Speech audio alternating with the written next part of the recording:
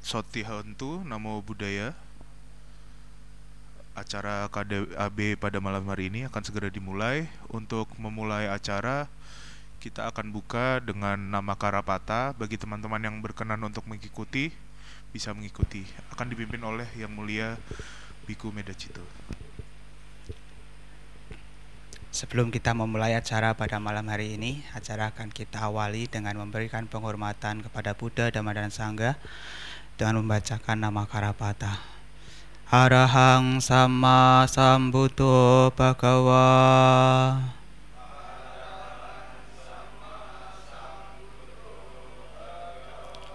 Buddhang Bhagawantang Abhiwademi.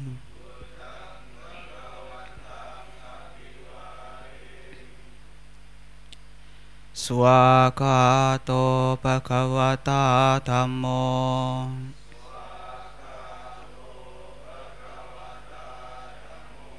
Dhammang namasami. Supatipanno Bhagavato Sawaka Sanggo.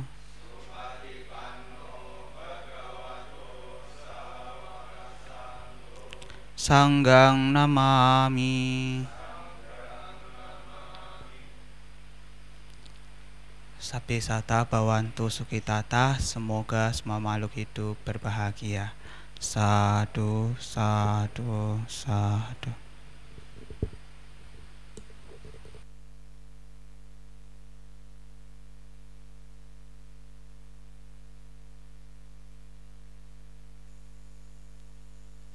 Selamat malam. Untuk materi pada malam hari ini yaitu tentang 4 kebenaran mulia yang akan disampaikan oleh Yang Mulia Biku Medacito. Kepada Bante Medacito kami persilahkan.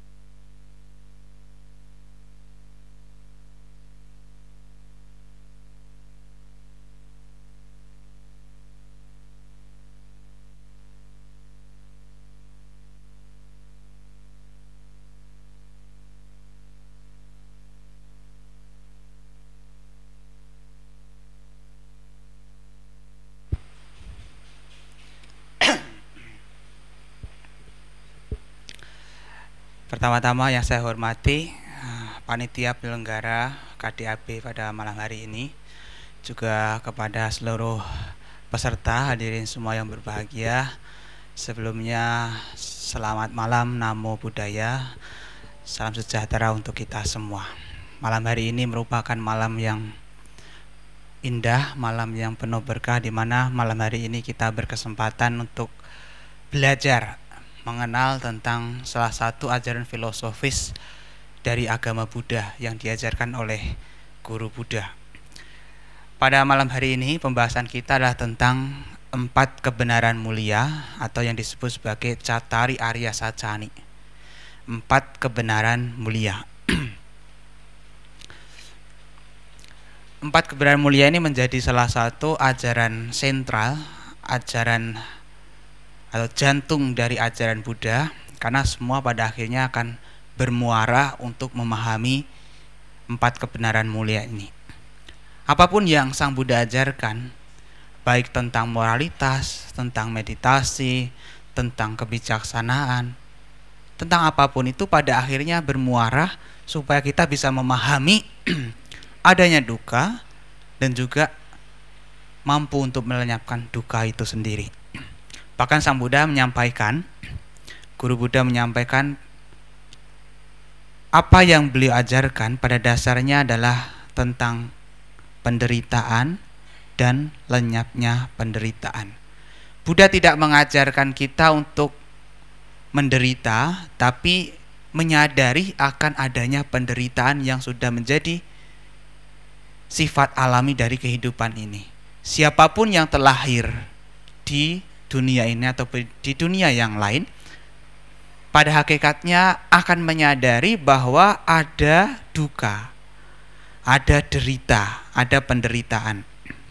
Meskipun nanti kita dapat menerjemahkan istilah duka dengan berbagai macam.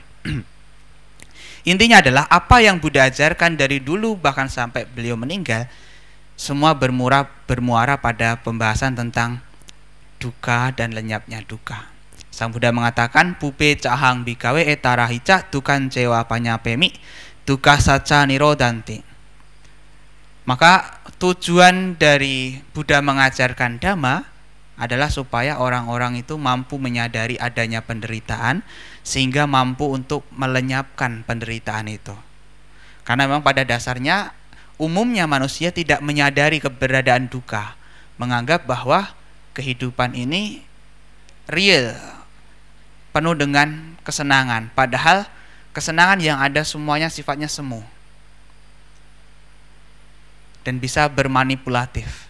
Seakan-akan itu adalah kebahagiaan yang sejati, tapi ternyata bersifat semu dan sementara. Semua pada akhirnya ada duka. Bahkan di khotbah yang pertama yang Sang Buddha babarkan, yang Sang Buddha ajarkan, itu adalah tentang duka. Khotbah pertama Buddha namanya Dhammacakkappavattana Sutta atau khotbah pemutaran roda Dhamma. Khotbah pertama kali yang disampaikan oleh Sang Buddha kepada 5 orang petapa pada waktu itu, yang isinya tentang 4 kebenaran mulia ini. Pada awalnya ketika Buddha mencapai pencerahan sempurna, Buddha merasa enggan untuk mengajarkan ajarannya, karena memang ajarannya ini begitu sangat dalam.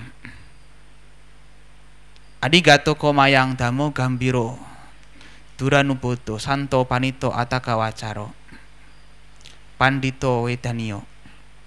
Artinya apa yang beliau temukan itu sangat dalam dan susah untuk dimengerti hanya sekadar menggunakan nalar pemikiran, tapi bisa dipahami oleh orang-orang yang bijaksana. Bahkan Buddha mengatakan panyawato ayang dhammo nayang dhammo tu panyasa, bahwa dhamma ini yang beliau temukan adalah untuk ia yang bijaksana, bukan ia yang tidak bijaksana. Kenapa Buddha merasa enggan untuk mengajarkan ajarannya? Karena memang pada umumnya manusia itu mengikuti arus, mengikuti hawa nafsu, pengennya mengejar kesenangan indrawi. Sementara yang beliau ajarkan ini melawan arus, berbeda dengan manusia pada umumnya. Yang umumnya manusia mengejar kesenangan, tapi ternyata jalur pengejaran kesenangan itu bukan sesuatu yang membawa pada kebahagiaan sejati. Kesenangan hanya menutupi duka sementara, yang pada akhirnya tidak bisa melenyapkannya. Nah, ajaran tentang 4 kebenaran mulia ini juga disebut sebagai ajaran unik para Buddha. Buddhanang samukang sikak dhamma desana. Artinya, semua Buddha, baik Buddha-Buddha sebelumnya maupun Buddha Gautama, semua akan mengajarkan ajaran yang sama tentang 4 kebenaran mulia. Dan Sang Buddha mengajarkan yang disebut sebagai anupubi kata, atau ajaran yang secara bertingkat. Diawali dari berdana, kemudian ajaran-ajaran bertingkat,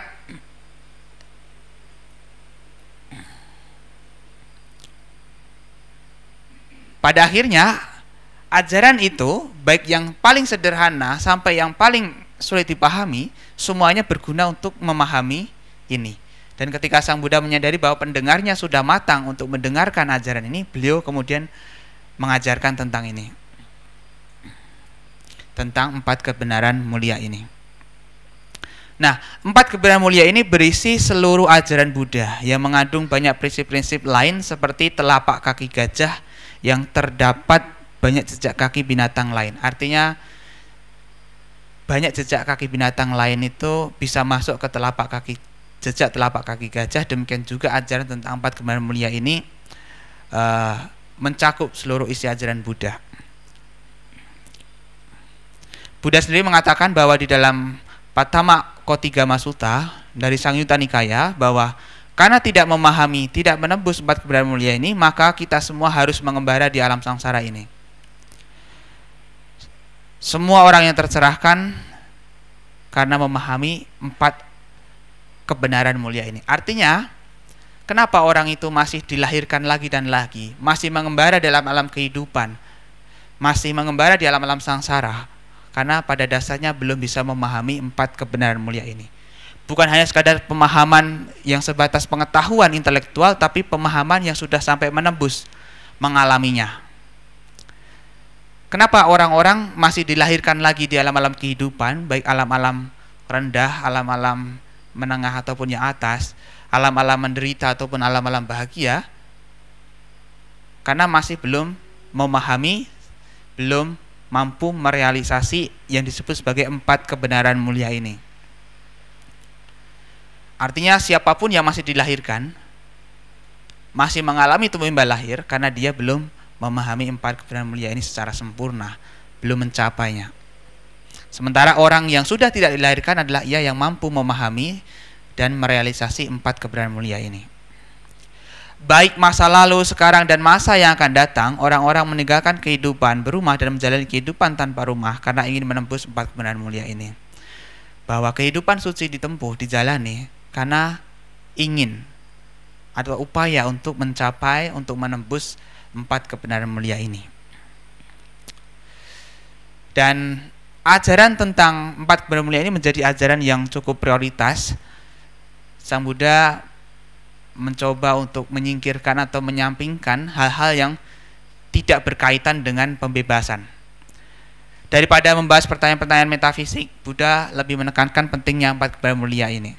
Pertanyaan-pertanyaan metafisik telah ditinggalkan oleh Buddha karena itu tidak bermanfaat. Maksudnya tidak bermanfaat itu tidak bermanfaat untuk pembebasan, untuk pencapaian nibbana. Bukan bagian dasar-dasar kehidupan suci. Kemudian tidak menuntun pada kemuakan pada duniawi, menuju terbebasnya nafsu, menuju lenyapnya derita, menuju kedamaian, menuju pengetahuan langsung, menuju pencerahan, menuju nibbana. Artinya pertanyaan-pertanyaan metafisik yang tidak mengarah pada pembebasan sejati, Sang Buddha meninggalkannya.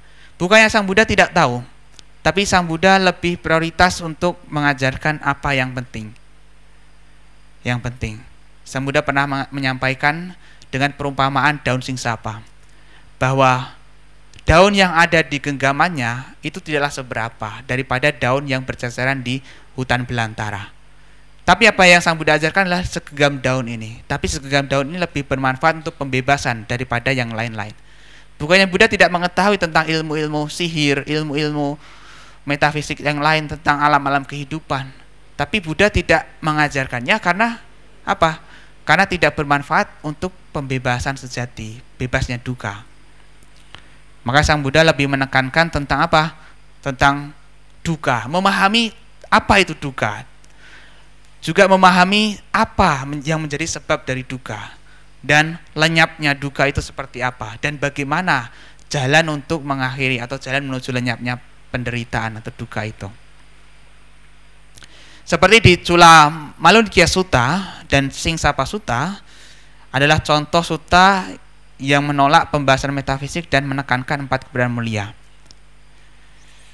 Cula Malunkia Sutta itu ada satu kisah di mana perumpamaan itu bagaimana kalau ada seorang yang dia terkena anak panah.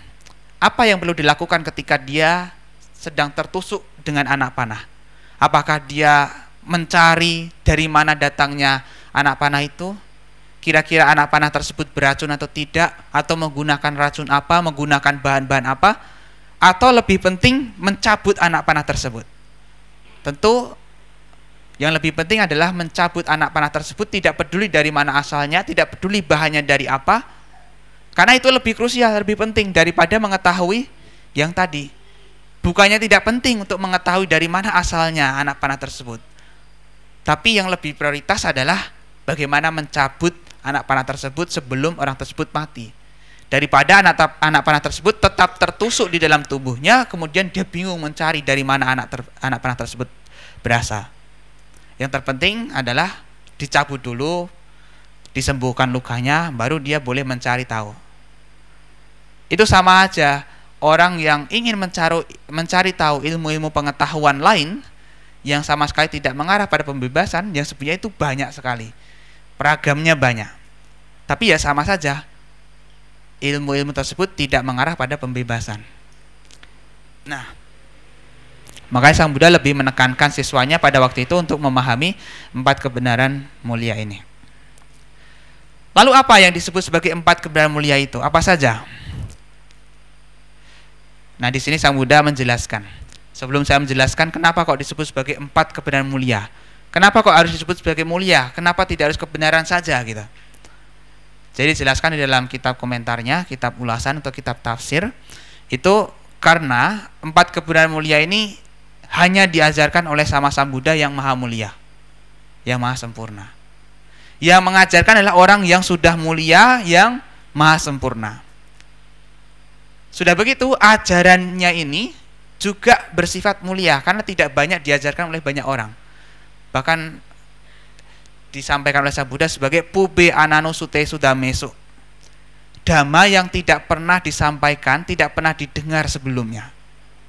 Tidak ada guru-guru spiritual lain yang mengajarkan hal ini sebelumnya. Kalau perihal bagaimana berbuat baik, bagaimana menghindari kejahatan, para guru spiritual lain, para pemuka agama lain pun juga sudah mengajarkannya. Tapi kalau berkaitan dengan pemahaman tentang 4 kebenaran mulia ini, hanya sama Sang Buddha, hanya Sang Buddha yang pada waktu itu mengajarkannya. Dan terlebih daripada itu, orang yang mampu memahami ajaran mulia ini akan menjadi orang yang mulia juga, menjadi orang yang tercerahkan. Mulia di sini bukan karena mulia karena derajat posisi di masyarakat, tapi mulia karena dia terbebas dari kotoran batin, terbebas dari keserakahan, kebencian, dan kebodohan batin. Sehingga orang yang mampu memahami ajaran mulia ini juga mampu menjadikan dirinya menjadi orang yang mulia, menjadi orang yang suci, terbebas dari kotoran batin, dan juga terbebas dari derita. Yang pertama adalah kebenaran mulia tentang penderitaan, atau yang disebut sebagai dukkha arya saca. Dukkha arya saca, kebenaran mulia tentang adanya duka atau penderitaan. Nah, yang dimaksud sebagai duka itu bukan duka yang semata-mata kita pahami sebagai derita, rasa sakit, penderitaan kita, tapi mencakup semua yang disebutkan di sini. Jatipi duka, artinya kelahiran adalah penderitaan. Kenapa kelahiran adalah penderitaan? Bukankah kita melihat ketika bayi lahir, kemudian dia langsung menangis? Bukan karena derita, rasa sakit yang dialami, tapi lebih ke barang siapa yang masih dilahirkan lagi, dia masih harus mengalami, masih akan berhadapan dengan duka-duka yang lainnya. Orang itu kalau sudah terlanjur dilahirkan, maka dia akan mengalami, akan berhadapan dengan duka-duka yang lainnya ini. Maka kelahiran ini menjadi awal mula dari derita-derita yang lain. Sekalipun ia terlahir di keluarga yang kaya raya, di keluarga yang harmonis, tapi kelahirannya itu sendiri berdiri di atas duka, yang mana orang tersebut akan mengalami duka-duka yang lainnya. Yang kedua adalah jarapi duka, usia tua adalah penderitaan. Tidak ada seorang pun yang ingin menjadi tua, pengennya hidup awet muda, usia panjang, tapi pada kenyataan dunia mengharuskan kita, kenyataan mengharuskan kita untuk menjadi tua. Semakin hari kita bertumbuh, semakin tambah usia, semakin kita menua, tubuh kita berubah, semakin lemah, mengalami banyak perubahan. Dan umumnya rata-rata manusia menolak ketuaan. Tidak ada orang yang mau menjadi tua. Menolak ketuaan karena apa? Menjadi semakin lemah fisiknya, daya berpikirnya, kemudian juga akan banyak penderitaan yang lain seperti sakit. Nah, biadi pituko, artinya sakit juga adalah penderitaan. Bukan karena serta-merta menahan rasa sakit menjadi derita, tapi karena dengan adanya sakit, kita juga tidak mampu untuk berbuat baik, tidak mampu berpikir positif, sehingga ketika kita dalam keadaan sakit, banyak derita yang kita alami. Tidak ada seorang pun yang ingin sakit. Semua orang pengennya hidup sehat terus, tapi kenyataan siapapun yang hidup pasti akan mengalami rasa sakit, baik itu sakit mental ataupun sakit fisik. Sang Buddha mengatakan, "Due me bikawe roga." Wahai para biku, ada dua jenis penyakit. Katame due. Kai karogaca, cetasi karogaca. Apakah yang dua itu? Yang dua itu adalah penyakit fisik dan penyakit mental. Penyakit fisik mungkin kita bisa berusaha untuk mempertahankan diri, menjaga kesehatan tubuh supaya tidak sakit. Tapi ternyata yang paling berat adalah penyakit mental. Penyakit mental itu bukan berkaitan dengan stres, overthinking, anxiety, dan itu. Bukan tentang itu. Tapi adalah penyakit yang karena didasari oleh, yang disebabkan oleh keserakahan, kebencian, dan kebodohan batin. Sehingga apa? Penyakit kita itu bukan hanya membuat diri kita menderita di alam ini, tapi juga akan bisa menanggung rasa sakit dan penderitaan di alam berikutnya. Karena keserakahan, seseorang bisa melakukan pembunuhan, melakukan pencurian, dan lain sebagainya. Karena kebencian, seseorang bisa menyakiti orang lain, bisa menipu orang lain, bisa menghabisi nyawa orang lain. Karena kebodohan batin, dia bisa melakukan keburukan karena dia tidak tahu apa yang harus dia lakukan. Maka tiga akar ini, loba, dosa, moha, keserakahan, kebencian, dan kebodohan batin ini menjadi sebab orang mengalami penderitaan mental.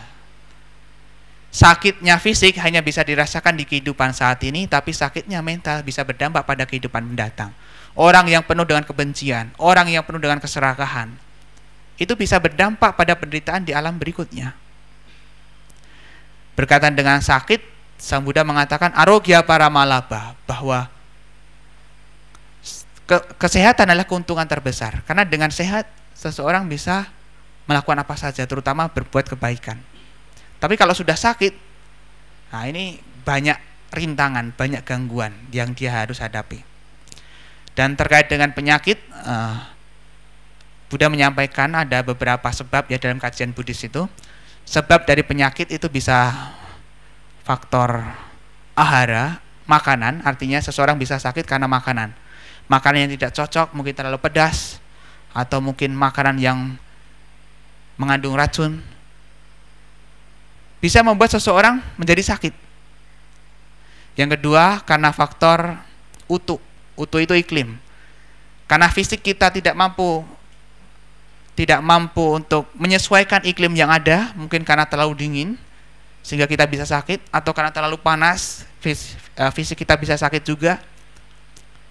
Jadi karena kondisi iklim, cuaca.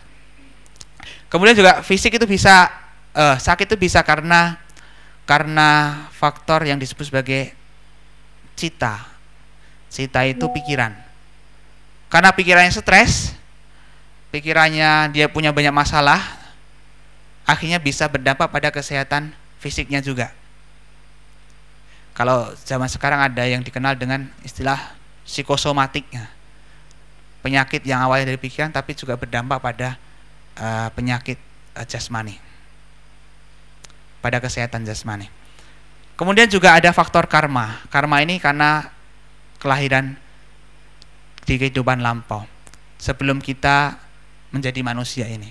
Orang yang suka membunuh, suka menyakiti, dia dikatakan oleh Sang Buddha dalam Culaka Mawibhanga Sutta akan berdampak pada kelahiran di dunia ini. Kalau enggak dia umur pendek, dia sakit-sakitan. Jadi ada juga kenapa orang itu terlahir sakit-sakitan, atau mungkin terlahir dengan kondisi yang tidak lengkap, disabilitas. Itu bukan karena ujian, bukan karena hukuman, tapi karena ia menanggung hukum karma, menanggung akibat karma yang pernah ia tanam sebelumnya, yang pernah ia lakukan. Jadi kehidupan ini begitu adil. Karena apa? Karena setiap orang menanggung atau mendapatkan akibat dari apa yang pernah ia tanam, perbuat sebelumnya. Hukum karma tidak pernah kejam kepada siapapun. Dia hanya memberikan konsekuensi atas apa yang orang tersebut pernah perbuat. Orang yang berbuat buruk tentu akan mendapatkan keburukan, akan mendapatkan penderitaan. Kemudian kematian. Kematian juga disebut sebagai penderitaan. Karena pada umumnya manusia tidak ingin mati. Dia ingin menghindari kematian. Tapi apa daya, setiap orang sudah dilahirkan, maka dia harus mengalami kematian. Nati jatah saamaranang. Barang siapa yang sudah dilahirkan, tidak ada yang tidak mati. Kemudian apiyehi sampayogo tugo. Bersatu atau berkumpul dengan orang yang tidak disukai adalah penderitaan. Pada dasarnya kita semua ini memiliki karma kita masing-masing. Sabe sata kama saka, kama dayada, kama yoni, kama bantu, kama patisarana. Semua orang adalah pemilik dari karmanya masing-masing. Semua orang adalah pewaris dari karmanya masing-masing. Semua orang terlahir dari karmanya masing-masing. Semua orang berkerabat dengan karmanya masing-masing, dan semua orang terlindungi karena karmanya masing-masing.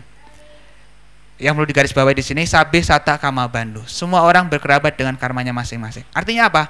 Setiap orang yang bertemu dengan kita itu karena ada hubungan karma. Kenapa kita bisa bertemu satu sama lain? Ya karena ada hubungan karma. Kita harus bertemu dengan orang yang baik. Kita juga kadang harus bertemu dengan orang-orang yang jahat kepada kita, orang-orang yang salah, orang yang mengkhianati kita. Pertemuan itu adalah karena ada ikatan karma dengan kita. Nah, bersatu dengan orang-orang yang tidak disukai itu juga penderitaan. Kita tidak nyaman, tidak suka, tidak bahagia. Apalagi piyehi wipayogo tuko, berpisah dengan orang-orang yang kita cintai, yang kita sukai, itu juga adalah penderitaan. Bayangkan kita telah hidup bersama dengan orang tua kita. Ketika orang tua kita meninggal, kita bisa menjadi menderita karena kita tidak mau perpisahan itu terjadi.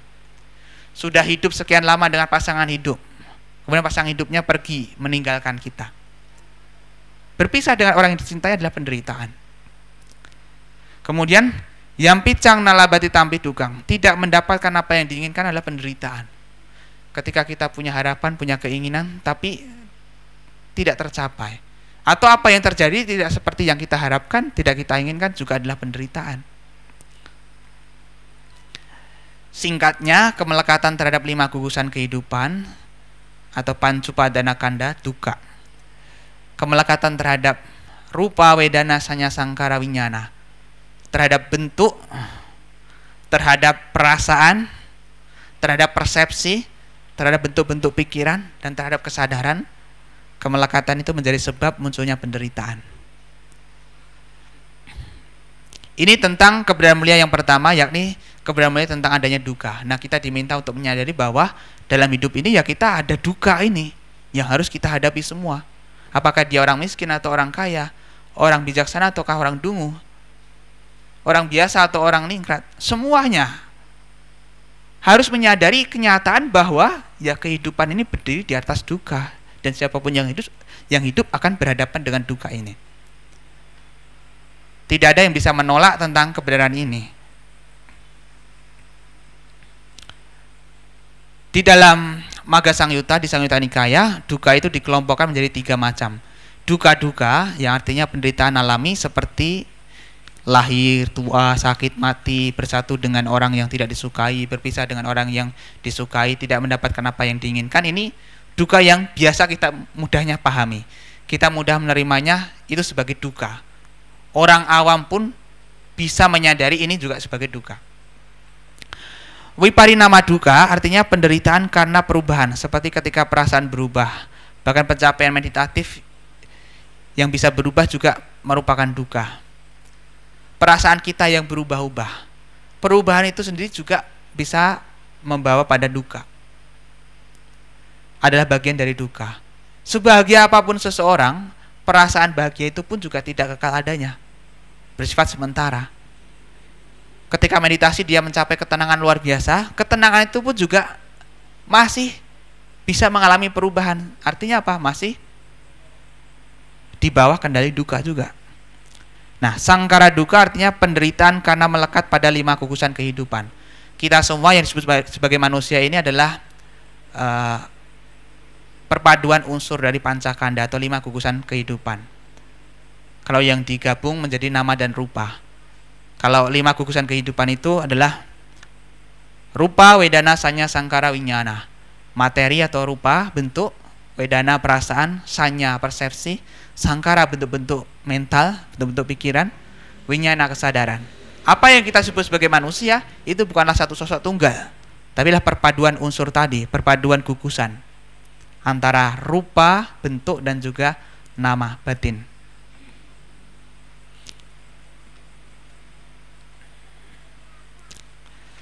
Kemudian kebenaran mulia yang kedua adalah kebenaran mulia tentang sebab dari penderitaan, dukkha, samudaya, arya saca.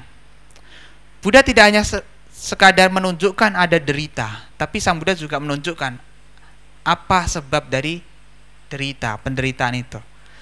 Sebab dari penderitaan yang dijelaskan di sini adalah sebagai nafsu keinginan, tanha, yang membuat kelahiran kembali, yang diikat dengan keserakahan hasrat, dan yang menemukan kesenangan sini dan sana, yaitu kama tanha, nafsu kesenangan, nafsu terhadap kesenangan indrawi, kemudian bawa tanha, nafsu terhadap kemenjadian atau kelahiran lagi, kemudian nafsu terhadap pemusnahan, wibawa tanha.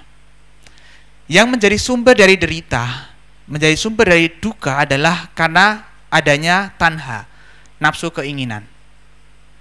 Kenapa kita menderita? Ya karena ada keinginan di sana.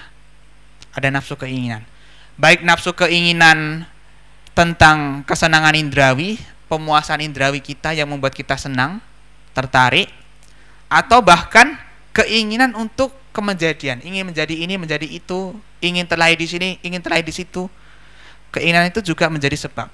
Bahkan keinginan untuk pemusnahan, ingin untuk tidak menjadi apa-apa, ingin untuk tidak di mana-mana, itu pun juga bagian dari keinginan yang bisa menjadi sebab dari munculnya duka, membuat akhirnya duka itu ada.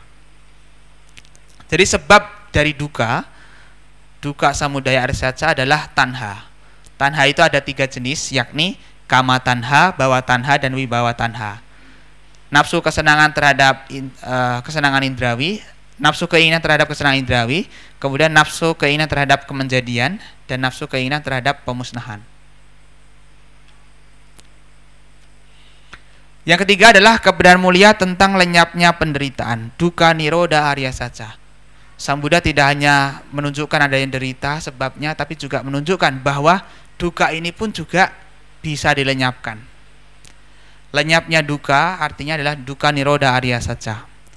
Di sini lenyapnya penderitaan dideskripsikan sebagai lenyapnya nafsu keinginan tanpa sisa, dan dengan tidak berhasrat, melepas, meninggalkan, membebaskan, dan tanpa kemelekatan.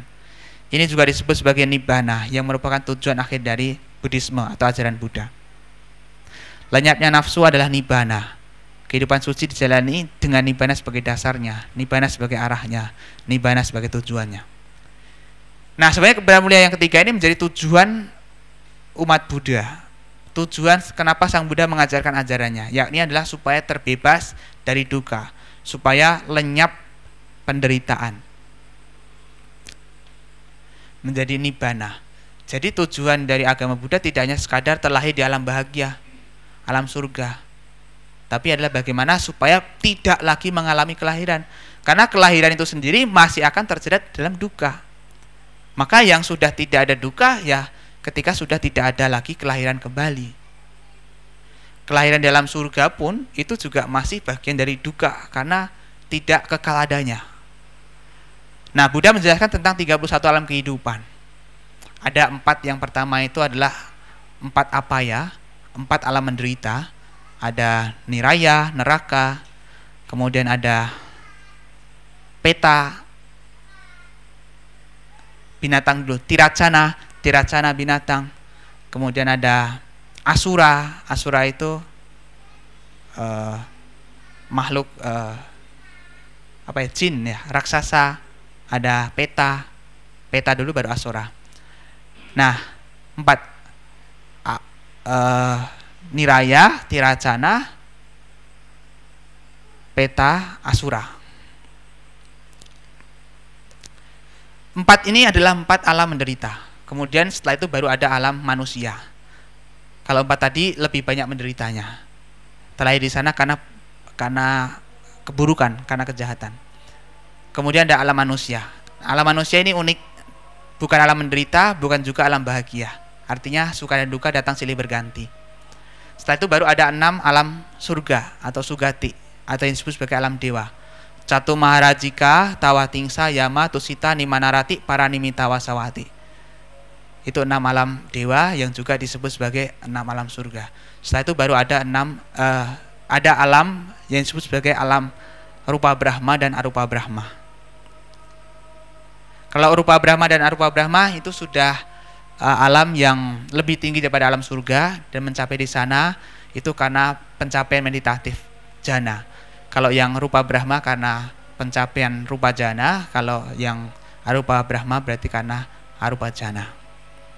Jadi tujuan dari agama Buddha bukan hanya sekadar terlahir di alam bahagia, di alam sugati atau surga, tapi bagaimana orang tersebut dapat terbebas dari derita, terbebas dari kelahiran kembali. Kemudian yang keempat adalah jalan menuju lenyapnya penderitaan atau dukkha nirodha gamini patipada arya saja. Buddhisme bukanlah pesimis yang hanya mengajarkan atau menunjukkan tentang adanya dukkha saja. Buddhisme juga mengatakan bahwa dukkha tersebut dapat diakhiri, dan jalan menuju akhirnya dukkha atau jalan menuju akhirnya derita ini adalah jalan mulia berunsur 8 atau yang disebut sebagai Aryo Atanggiko Mago atau Arya Atanggika Maga atau Asta Arya Arya Atanggika Maga. Ada 8 faktor. Yang pertama adalah samaditi. Samaditi adalah pandangan benar. Yang kedua adalah sama sangkapa, pikiran benar. Yang ketiga adalah sama waca, ucapan benar. Keempat, sama kamanta, perbuatan benar. Yang kelima, sama ajiwa, penghidupan benar. Yang keenam, sama wayama, usaha benar. Yang ketujuh, sama sati, perhatian benar. Yang kedelapan, sama samadhi, konsentrasi benar. Ini jalan mulia berunsur 8 yang juga dideskripsikan sebagai jalan tengah. Jalan tengah itu jalan yang menghindari 2 praktik ekstrim yang disebut sebagai middle path. Pada waktu itu ada praktik ekstrim yang namanya Kama Sukha Likkhanu Yoga. Artinya dia pengejaran terhadap pemuasan nafsu indrawi. Juga ada praktik ekstrim yang disebut sebagai Atakilamatani Yoga, praktik penyiksaan diri. 2 praktik ini karena ada pemahaman tentang adanya jiwa. Yang pertama ada tang jiwang tang sarirang. 1 jiwa, 1 raga, atau jiwa dan raga itu sama. Karena jiwa dan raga itu sama, maka ketika raga ini mati, maka jiwa sudah tidak ada. Berarti kalau begitu hidup hanya sekali, ngapain dibuat susah? Yang penting dipuas-puasin saja, sehingga melahirkan praktik yang namanya Kama Sukha Likkhanu Yoga, pemuasan terhadap nafsu indrawi. Kemudian ada juga yang punya pemahaman anyang jiwa anyang sarirang, bahwa jiwa dan sarira, jiwa dan jasmani itu berbeda. Jasmaninya bisa lapuk, meninggal, tapi jiwanya masih berlanjut, masih ada. Sehingga itu memunculkan praktik penyiksaan diri. Karena pada waktu itu beranggapan bahwa jiwa itu menjadi terkotori karena adanya sarira, adanya raga. Maka raga itu harus disiksa supaya jiwanya menjadi murni. Menjadi praktik Atakilamatani Yoga. Nah, Sang Buddha menunjukkan jalan tengah bahwa 2 praktik itu bukanlah praktik yang mengarah pada pembebasan sejati. Dan beliau sendiri sudah mengalaminya. Ketika masih sebagai pangeran, putra raja, beliau hidup dalam kemewahan dan semua kesenangan indrawi beliau dapatkan. Dan setelah itu meninggalkan istana, menjalani praktik penyiksaan diri selama 6 tahun, itu beliau juga sudah mengalaminya, penyiksaan diri itu. Dan menyadari bahwa 2 praktik itu bukanlah jalan untuk mengakhiri dukkha. Kemudian Sang Buddha menemukan dengan jalan sendiri yang disebut sebagai Arya Atanggika Maga ini, atau 8 mulia berunsur 8. Jalan mulia berunsur 8. Yang pertama, pandangan benar, samaditi. Apa yang dimaksud sebagai pandangan benar? Nah, di sini pandangan benar yang terpengaruh oleh noda-noda berhubungan dengan kebajikan dan matang dalam perolehan, dan pandangan benar yang mulia tanpa noda melampaui keduniawian. Artinya ada pandangan benar yang sifatnya duniawi, ada yang adi duniawi, di luar duniawi. Di sini pandangan benar yang masih sifatnya duniawi itu pandangan benar tentang ini. Ada yang diberikan dan ada yang dipersembahkan, ada yang dikorbankan. Maksudnya itu ada yang disebut sebagai perbuatan memberi, ada perbuatan berkorban, ada perbuatan berdana. Dia meyakini adanya perbuatan berdana. Ada buah dan akibat dari perbuatan baik dan buruk. Menyadari bahwa setiap perbuatan itu ada akibatnya atau konsekuensinya, apakah perbuatan baik atau perbuatan buruk. Ada dunia ini dan dunia lain. Menyadari ada dunia ini dan dunia lain. Ada ibu dan ayah. Kenapa kok ini penting? Pemahaman ada ibu dan ayah. Karena kalau kita tidak menyadari tentang jasa baik orang tua, kita terkadang lupa bahwa kita menjadi manusia ini karena ibu dan ayah. Artinya apa?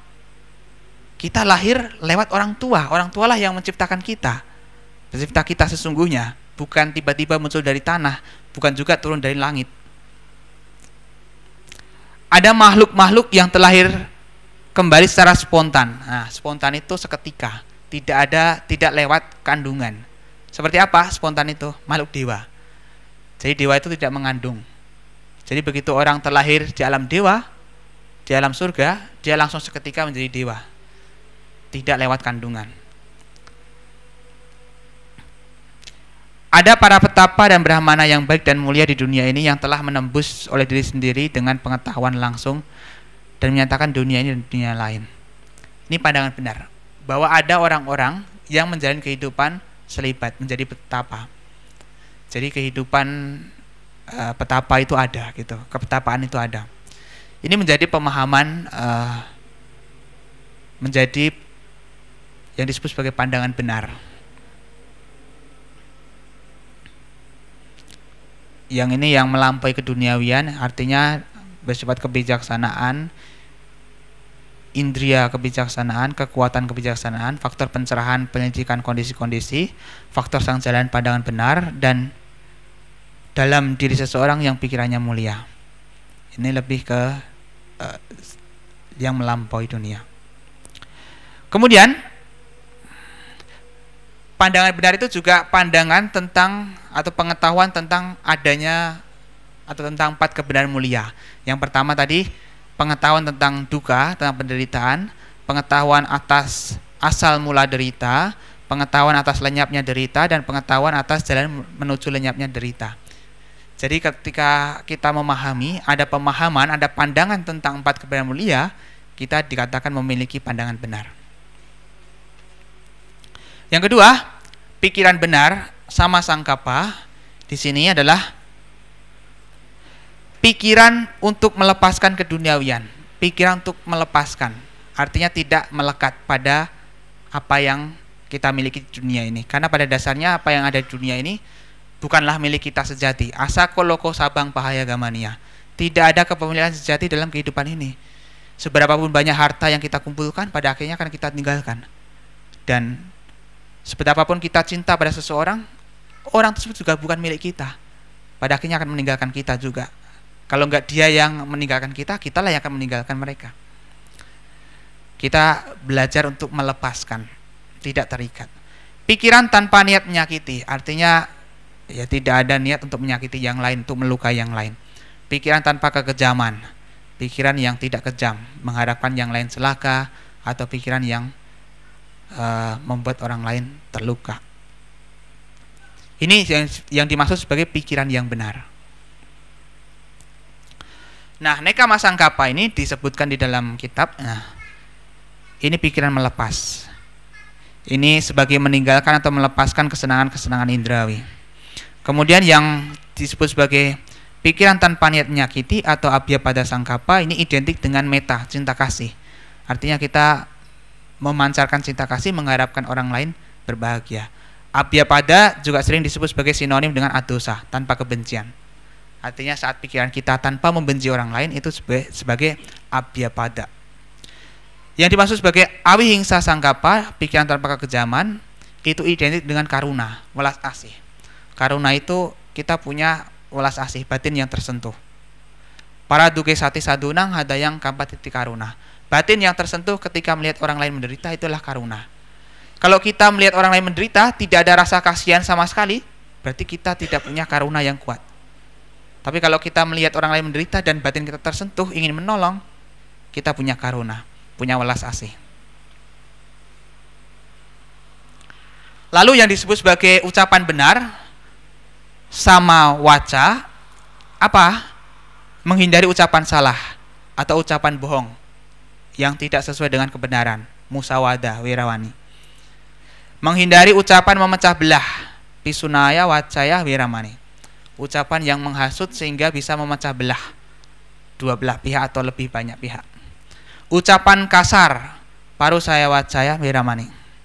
Menghindari ucapan kasar yang menyakiti orang lain. Dan menghindari omong kosong, sampah palapa atau gosip sampah palapa. Nah, jadi yang dimaksud sebagai ucapan benar oleh Sang Buddha adalah ucapan yang menghindari kebohongan, menghindari ucapan yang memecah belah atau membuat orang lain saling bermusuhan, ucapan kasar yang menyakiti orang lain, dan ucapan yang tidak berguna. Lalu yang disebut sebagai perbuatan benar adalah sama kemanta adalah menghindari pembunuhan, menghindari pencurian, dan menghindari perbuatan seksual yang salah. Ini perbuatan benar. Lalu yang disebut sebagai penghidupan benar sama ajiwa adalah dia menghindari mata pencaharian yang salah, kemudian melakukan mata pencaharian yang benar. Kalau di dalam teks itu ya di sini disebutkan sebenarnya pekerjaan apapun yang berhubungan dengan pembunuhan, pencurian, perzinaan, penipuan, atau hal-hal yang menyebabkan pemabukan dikategorikan sebagai pekerjaan yang salah, yang semestinya umat Buddha hindari. Kalau dalam konteks perdagangan, Buddha pernah menyebutkan 5 jenis perdagangan yang semestinya itu kita hindari. Kalau memang bisa kita hindari, kita berusaha untuk menghindarinya. Yakni apa? Perdagangan senjata. Senjata untuk melukai yang lain, untuk menyakiti yang lain. Perdagangan makhluk hidup. Makhluk hidup yang digunakan untuk dibunuh, untuk dilukai, disakiti.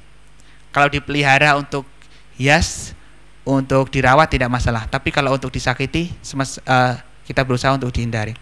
Perdagangan daging bukan daging yang daging mentah, tapi lebih ke binatang yang kita jadikan sebagai daging untuk kita bunuh sendiri. Perdagangan minuman keras. Ini ya bukan hanya minuman keras, tapi juga bisa dalam bentuk obat-obatan terlarang lainnya, narkotika. Dan perdagangan racun yang gunanya untuk melukai yang lain. Ini menjadi jenis-jenis perdagangan yang semestinya dihindari oleh umat Buddha. Lalu bagaimana kalau misalnya kondisi memaksa dirinya untuk melakukan hal ini? Kalau memang dia belum bisa, ya dia bisa melakukan hal itu. Tapi kalau bisa menghindari, dicoba untuk dihindari. Namanya kemoralan dalam agama Buddha itu disebut sebagai sikapada. Sikapada itu latihan. Namanya orang latihan terkadang terjatuh, terkadang belum mampu. Jadi ya tidak selalu bisa sempurna untuk bisa menjalankan lima latihan moral. Tapi kalau bisa ya kita berusaha untuk menjalankannya dengan sempurna. Kemudian usaha benar. Usaha benar ini adalah sama wayama. Usaha benar di sini bukan usaha dagang, usaha bisnis ya, tapi usaha di sini dalam arti memunculkan keinginan untuk tidak memunculkan kondisi-kondisi buruk yang tidak bermanfaat yang belum muncul. Ia berusaha membangkitkan kegigihan, mengarahkan pikirannya dan berupaya. Ia memunculkan keinginan untuk meninggalkan kondisi-kondisi buruk yang tidak bermanfaat yang telah muncul. Lebih singkatnya saya jelaskan di sini, usaha benar itu adalah usaha untuk mencegah supaya yang buruk itu tidak muncul, dan kalau misalnya ada sudah muncul, kita lenyapkan. Dan kalau kita punya kualitas yang baik, kita tingkatkan. Itu yang dimaksud sebagai usaha benar. Yang belum muncul dicegah supaya tidak muncul, yang sudah muncul ditahan supaya tidak berkembang, dan mencoba untuk dilenyapkan. Sementara kualitas baik yang belum muncul dimunculkan, yang sudah muncul dikembangkan. Perhatian benar di sini ya, disebut sebagai samasati, artinya adalah seorang biku berdiam dengan merenungkan jasmani di dalam jasmani, tekun memahami dengan jernih, penuh perhatian. Setelah melenyapkan ketamakan dan ketidaksenangan sehubungan dengan dunia, ia berdiam dengan merenungkan perasaan dalam perasaan, tekun memahami dengan jernih, penuh perhatian dengan melenyapkan ketamakan dan ketidaksenangan sehubungan dengan dunia, dan lain sebagainya. Maksudnya perhatian benar ini lebih kepada perhatian yang mengarah pada perhatian yang positif. Kita punya yang namanya keterpusatan.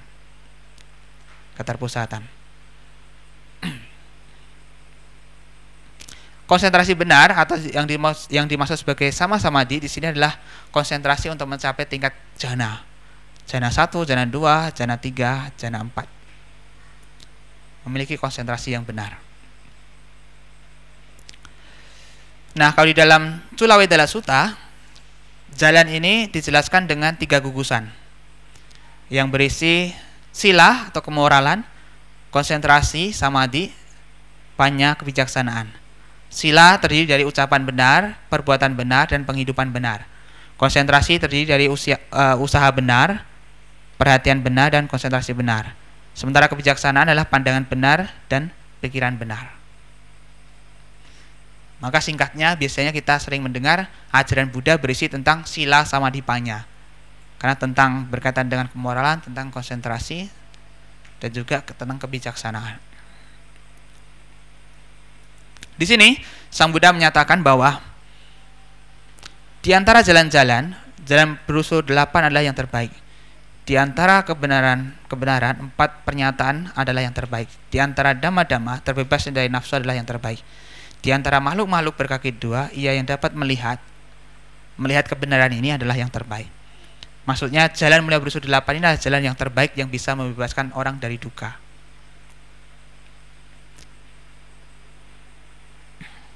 Nah, yang sering dipertanyakan, kalau orang itu tidak mengenal agama Buddha, apakah dia bisa terbebas dari penderitaan? Bisa mencapai nibbana? Di sini Sang Buddha menjawab, dalam dhamma dan disiplin apapun, di mana tidak ditemukan jalan mulia berfaktor 8, tidak akan ditemukan petapa tingkat pertama, artinya kesucian Sotapanna, Sakadagami, Anagami, dan Arahat.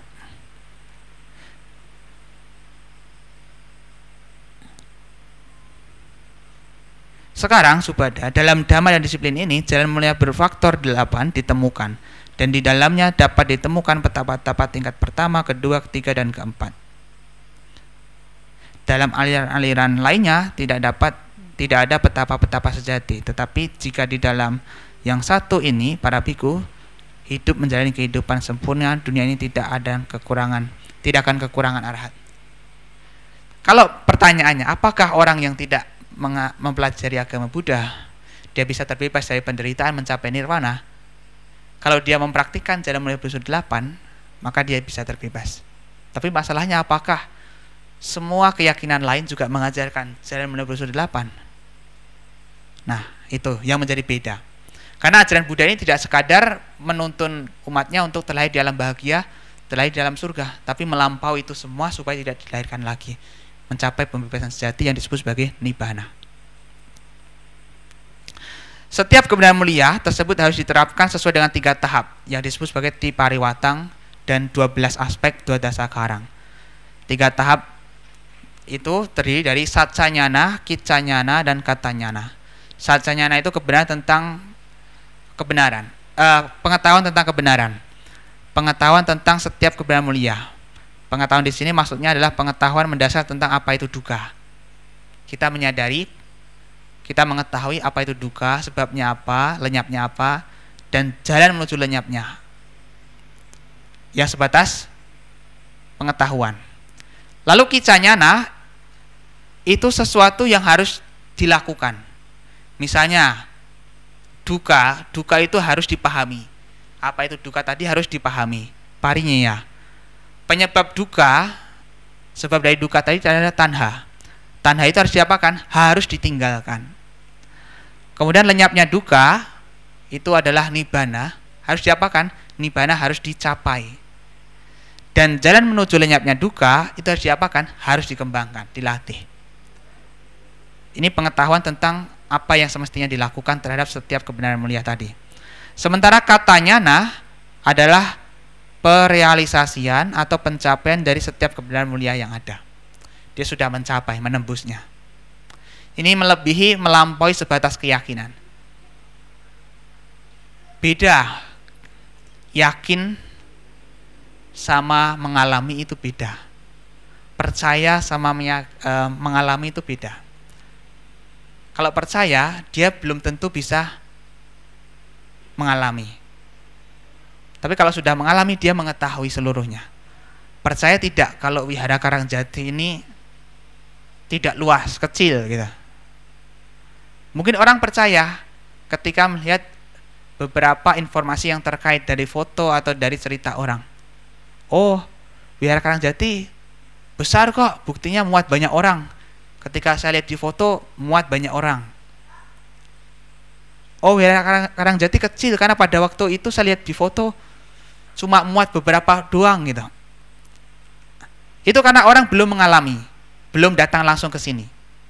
Tapi kalau orang tersebut sudah sampai di sini, pertanyaannya bukan lagi percaya enggak Wihara Karangjati ini besar atau tidak. Karena sudah ada di sini mengetahuinya langsung. Itulah mengapa ajaran Buddha itu ya memiliki sifat ehipasiko, datang, lihat dan buktikan. Mengajak kita semua untuk membuktikan apakah benar. Bukan hanya sekadar meyakini, mempercayai, tapi bagaimana kita mampu mengalami, merealisasi kebenaran yang ada. Ajaran Buddha itu pacatang weditabo winyuhiti. Akan dicapai, akan direalisasi oleh ia yang bijaksana. Dan ehipasiko, mengundang untuk dibuktikan. Ya, ini sekiranya yang dapat Bante sampaikan terkait dengan 4 kebenaran mulia pada malam hari ini. Untuk waktu selanjutnya mungkin bisa diisi dengan sesi tanya jawab. Saya kembalikan ke pembawa acara. Ya. Terima kasih banyak Bante atas pemaparan mengenai 4 kebenaran mulia. Mungkin kalau saya boleh merangkum, jadi ini adalah 4 kebenaran mulia itu semacam jejak kaki gajah, di mana di dalamnya jejak kaki binatang-binatang kecil lainnya itu bisa tercakup. Artinya semacam sebagai satu ajaran yang mendasar. Lalu 4 kebenaran mulia itu terdiri dari duka Arya Saca atau kebenaran mulia tentang duka. Kedua, duka samudaya Arya Saca atau tentang sumber atau penyebab duka. Duka Nirodha Arya Saca, yaitu tentang bagaimana duka itu bisa hilang. Dan terakhir, duka Nirodha Gamini Patipada Arya Saca atau jalan menuju akhirnya duka yang sering juga kita kenal sebagai Arya Tanggika Magga ya, seperti itu. Mungkin selanjutnya Bante ini mau dilanjutkan atau break dulu Bante?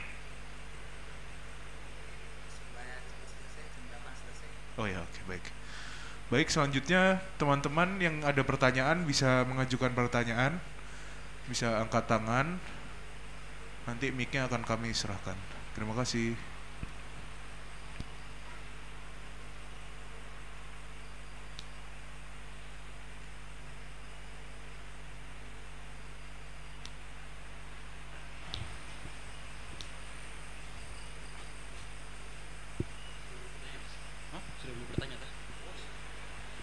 Selamat malam semua, selamat malam Bante. Perkenalkan, nama saya Al. Saya ingin bertanya, sebelumnya memang sudah saya sempat dengar ya mengenai Nibbana, tapi yang ingin saya tanyakan adalah begini, apakah Nibbana itu sama dengan moksa? Terus yang kedua adalah jika berbeda itu di mana atau bagaimana atau wujudnya seperti apa gitu, keadaan jiwa kita, keadaan kesadaran kita seperti itu kalau sudah mencapai Nibbana. Terima kasih. Ya, baik, terima kasih atas pertanyaan yang sangat menarik untuk mengawali diskusi pada malam hari ini. Terkait dengan apakah nibbana itu sama dengan moksa? Kita lihat dari segi kata dulu. Nibbana itu artinya terbebas dari kotoran batin atau keterbebasan, terbebas dari penderitaan. Nibbana atau nirwana. Moksa itu dalam bahasa Sanskerta juga namanya terbebas, keterbebasan. Dalam bahasa Pali, moka atau wimoka sama artinya keterbebasan. Sebenarnya nibbana sama moksa itu bisa sama-sama pengertian dalam arti terbebas gitu. Entah terbebas dari kotoran batin atau terbebas dari kelahiran. Hanya saja beberapa orang memahami moksa itu dengan perspektif, dengan sudut pandang yang berbeda. Seperti yang kita tahu misalnya di Indonesia ini, di Jawa, kadang menyadari, oh raja-raja dulu itu moksa, menghilang. Dia ada di sekitar sini gitu. Dia menunggu di sini. Kalau memang benar-benar moksa, ya moksanya hilang. Hilangnya bukan hanya hilang dalam bentuk raga, tapi hilang tidak meninggalkan jejak, tidak dilahirkan dimanapun. Karena nibbana itu seperti halnya pelita atau lilin, ketika apinya padam, lari kemana? Tidak bisa dicari dimanapun. Artinya orang yang padam mencapai nibbana, dia tidak akan mungkin dilahirkan di alam manapun dan tidak akan mungkin berada di tempat dimanapun. Nah, kalau orang memahami moksa sebagai orang yang dia menghilang secara raga tapi masih berdiam di sekitar lokasi itu, berarti beda pengertiannya. Beda. Karena moka atau moksa yang sejati adalah ketika dia terbebas dari kotoran batin, terbebas dari penderitaan, terbebas dari kelahiran kembali. Artinya sudah lenyap, seperti nibbana, sudah tidak dilahirkan dimanapun juga. Nah, kalau pengertian seperti itu sama dengan nibbana. Tapi kalau pengertiannya berbeda, moksa diartikan sebagai menghilang secara raga, berarti beda dengan nibbana. Nibbana bukanlah hilang secara raga, tapi hilang dalam arti seperti api yang padam, tidak ditemukan dimanapun, sehingga dia tidak dilahirkan dimanapun juga, karena sudah terbebas dari penderitaan, terbebas dari kelahiran kembali. Ya, itu jawaban dari saya.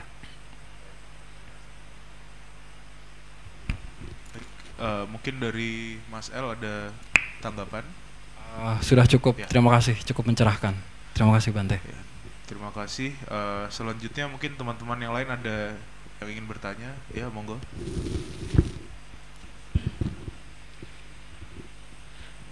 Selamat malam semuanya, selamat malam Bante. Perkenalkan, saya Galih. Tadi kan kalau tidak salah itu keinginan itu bisa menghasilkan gitu atau membawa kita ke duka gitu kan, kalau tidak salah tadi. Nah, sedangkan selama ini itu kan saya biasanya untuk termotivasi itu biasanya saya punya keinginan. Misalnya saya ingin punya IPK 4 gitu. Nah, makanya saya belajar yang giat gitu atau datang ke kampus setiap hari. Nah, tapi ketika misalnya saya tidak punya keinginan, saya kan otomatis nggak termotivasi untuk melakukan apa-apa gitu. Nah, kalau seperti itu, gimana cara agar saya tetap termotivasi, tetap punya tujuan, tapi tidak berkeinginan, katakan seperti itu. Terima kasih. Ya. Tanha yang menjadi sebab dari derita adalah kegandrungan. Kegandrungan itu bukan hanya sekadar ingin, tapi benar-benar ingin yang sudah sangat kuat. Diterjemahkan juga sebagai kegandrungan atau gandrung gitu ya, atau nafsu keinginan. Beda dengan kita punya keinginan yang baik. Kalau punya keinginan yang baik untuk melakukan ini, yang mendorong kita melakukan ini, itu namanya canda. Canda ya, namanya canda. Dan itu yang akan membuat seseorang untuk melakukan sesuatu, canda. Kesukaan juga. Lalu bagaimana supaya keinginan kita itu tidak melahirkan derita, tidak menjadi sebab dari derita? Keinginan yang sewajarnya. Keinginan yang tidak sewajarnya itu yang menjadi sebab dari derita. Oh, kita ingin pokoknya nanti saya harus lulus dengan IPK tertinggi, cum laude. Ketika apa yang kita inginkan tidak tercapai, keinginan kita itu membuat diri kita menderita. Coba kalau dari dulu kita tidak menargetkan keinginan yang terlalu tinggi, tapi keinginan yang sesuai dengan kapasitas kita, dengan kemampuan kita, maka kita tidak akan menjadi menderita. Jadi keinginan di sini keinginan yang sewajarnya. Jadi seperti itu ya. Terima kasih.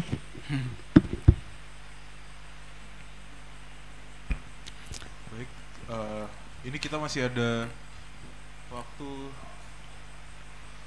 sekitar setengah jam. Mungkin teman-teman lainnya ada yang ingin bertanya. Ya, silakan. Terima kasih. Selamat malam semuanya. Bante izin bertanya. Tadi dijelaskan tentang tidak membunuh. Dan saya ingin menanyakan kaitannya dengan, apakah ada kaitannya hal itu dengan isu-isu yang sekarang seperti vegetarianisme atau veganisme seperti itu. Dan mungkin boleh minta penjelasannya tentang dasar adanya aturan tersebut dibuat seperti itu. Ya. Terima kasih. Salah satu latihan pokok yang cukup dasar dijalankan, dilatih oleh umat Buddha adalah Panatipata Wiramani Sikkhapadang Samadhiyami. Aku bertekad untuk melatih diri menghindari pembunuhan. Pembunuhan di sini bukan hanya pembunuhan manusia, tapi juga makhluk-makhluk yang lain. Tapi yang dimaksud sebagai makhluk hidup itu tidak seperti yang kita pelajari saat kita belajar biologi, tanaman, tumbuhan. Tumbuhan itu tidak termasuk makhluk hidup yang disebutkan di sini, karena tumbuhan tidak punya pikiran, tidak punya kehendak untuk berbuat baik. Nah, artinya makhluk-makhluk yang lain, binatang atau makhluk yang lainnya, kita berusaha untuk menghindari, untuk tidak membunuhnya. Karena apa? Karena pada dasarnya kita semua menyadari bahwa makhluk apapun yang terlahir di alam manapun itu sama-sama makhluk.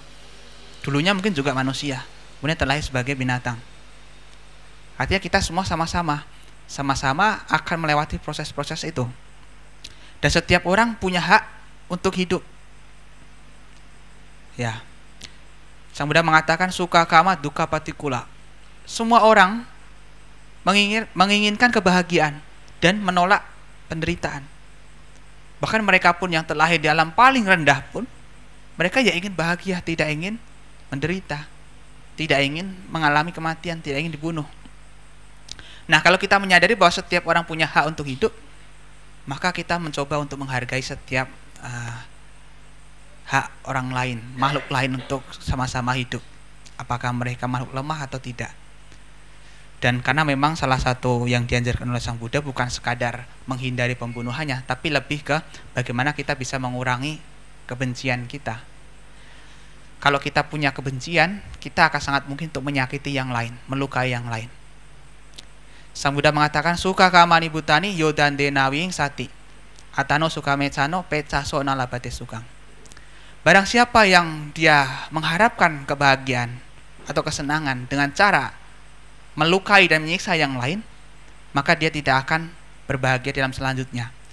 Meskipun dia berpikir bahwa dengan melakukan hal ini membuatnya bahagia, tapi pada kenyataan apa yang ia lakukan itu bukan sebab dari kebahagiaan, justru malah membuatnya menderita. Karena orang yang kejam, suka membunuh, suka menyakiti yang lain, dia akan bisa terlahir dengan kondisi yang tidak baik di alam selanjutnya. Kalau dia kejam,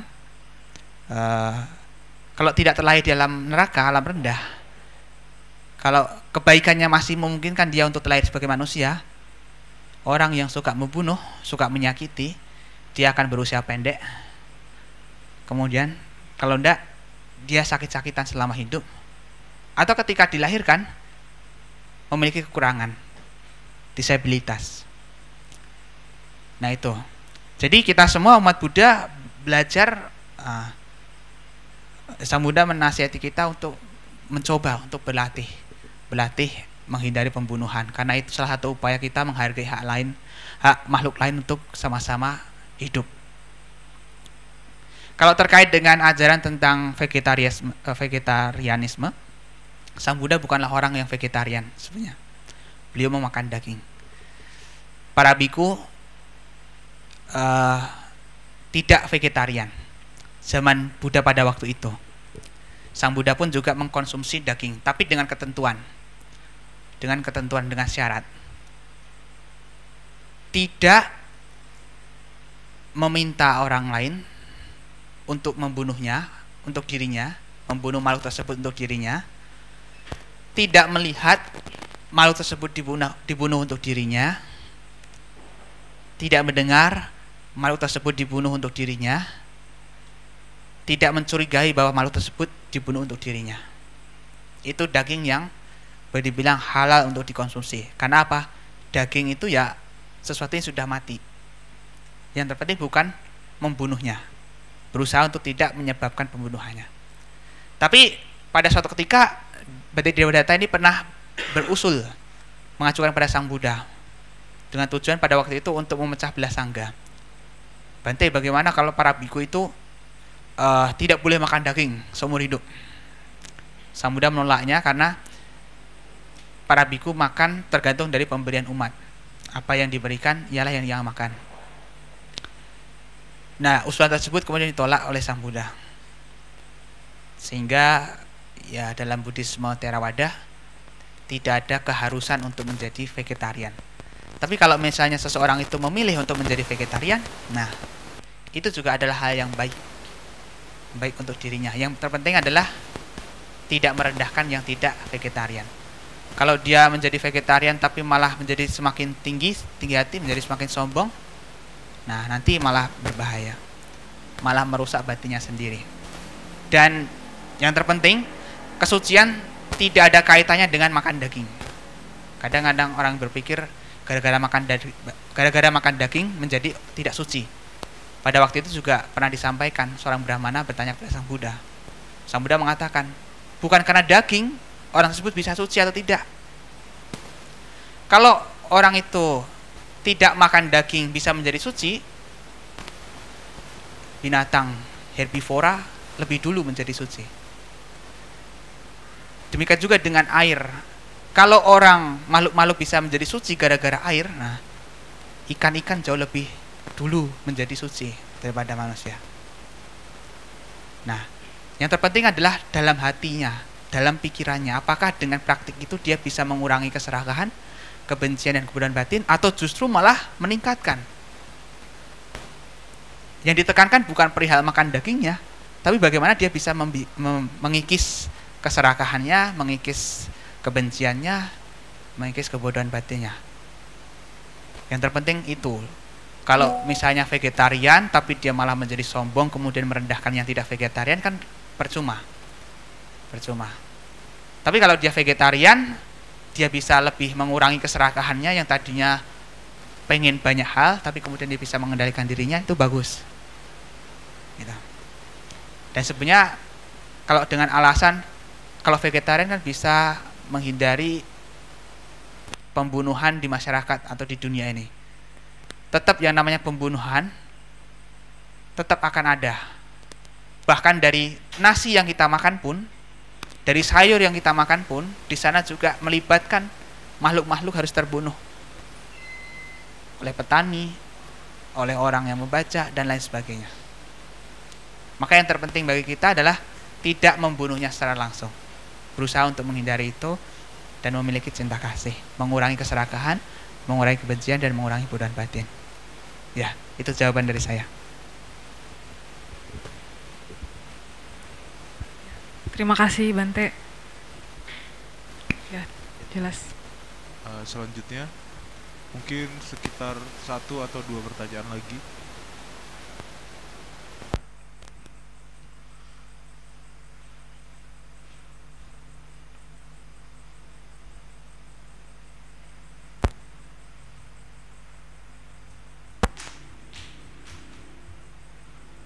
bagaimana teman-teman? Oh ya boleh. Eh,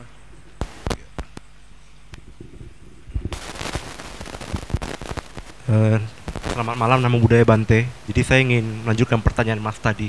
Artinya kalau kita beri keinginan untuk bebas dari penderitaan atau keinginan untuk mencapai nibbana itu merupakan akan keinginan yang baik kan, dan apakah tidak akan menimbulkan duka juga pada akhirnya kan? Empat kebenaran mulia yang kedua kan penyebab duka adalah keinginan. Karena pertanyaan-pertanyaan seperti itu akan terus muncul ketika lintas dialog agama soalnya. Terima kasih Bante. Ya. Keinginan yang baik untuk mencapai nibbana itu dibutuhkan di awal. Untuk supaya apa? Kita terdorong untuk mencapai itu. Kalau sama sekali tidak ada keinginan, berarti kita bukan manusia. Bukan manusia.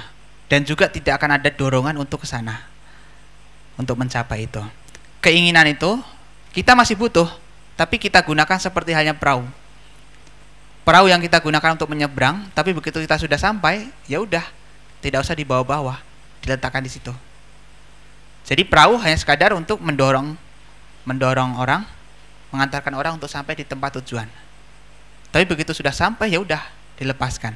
Sampai itu juga keinginan kita untuk mencapai nibbana kita butuhkan. Untuk apa? Mengangkut upaya-upaya kita, mendorong upaya-upaya kita supaya mencapai ke sana. Tapi begitu sudah sampai, ya kita akan meninggalkan itu. Nah, jadi keinginan yang baik itu ya pasti ada. Semua orang pasti punya keinginan. Nah, tergantung bagaimana kita bisa mengendalikan keinginan kita. Ya seperti itu. Justru penderitaan muncul kan karena ada keinginan. Kenapa kita menderita? Ya karena ada keinginan yang tidak seperti yang sesuai dengan kenyataan. Nah, atau kenyataannya ternyata beda dengan keinginan. Tapi kalau keinginan adalah hal yang baik, keinginan itu menjadi kendaraan kita untuk mencapai tujuan tersebut. Ya. Mudah Bante. Terima kasih. Mungkin satu pertanyaan lagi ya.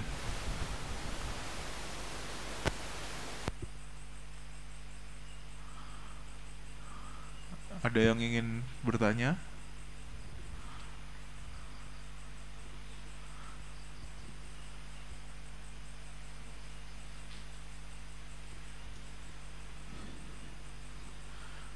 Mungkin kalau tidak ada,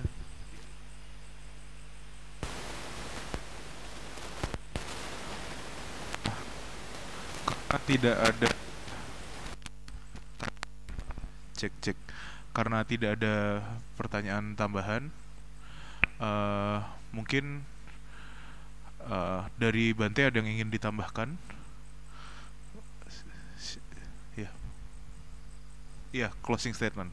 Baik. Ya baik.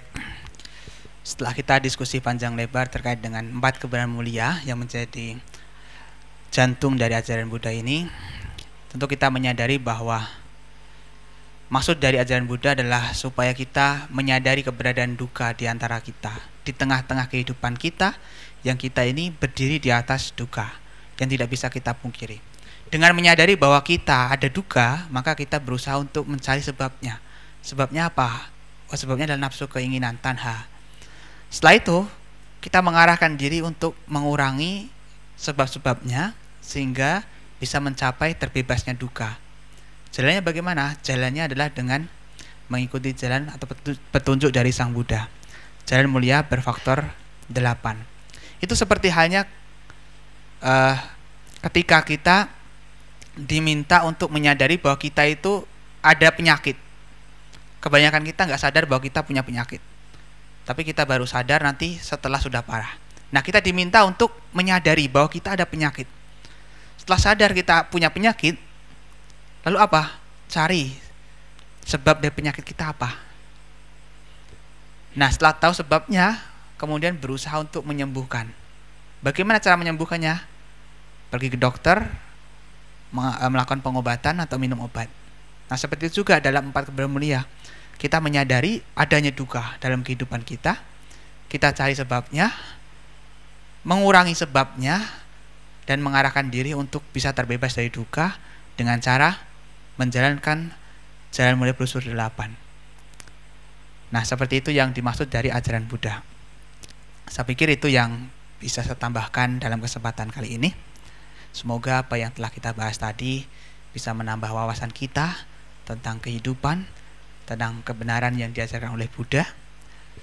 Semoga kalian semua dapat hidup bahagia, sehat, panjang usia, damai sejahtera, dan tercapai apa yang diharapkan. Sadu, sadu, sadu.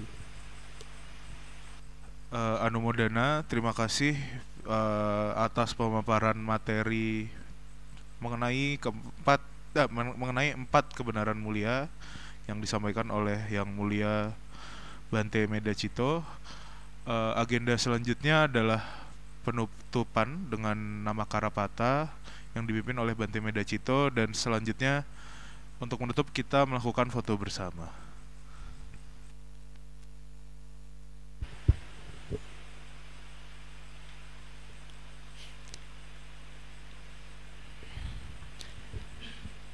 Sebelum acara kita akhiri pada malam hari ini, mari kita bersama-sama menutupnya dengan membacakan nama Karapata.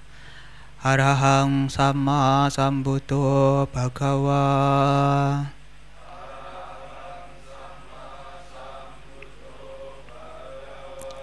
Buddhang bhagawantang abhiwademi.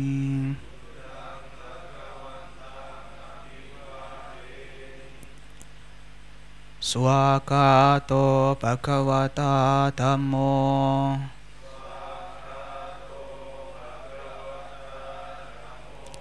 Dhammang namasami.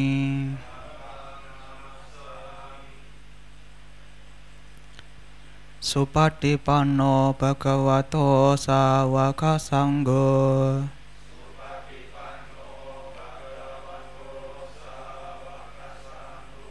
Sanggang namami. Akhir kata, sabi sata bhavantu sukitata. Semoga semua makhluk hidup berbahagia. Sadu, sadu, sadu.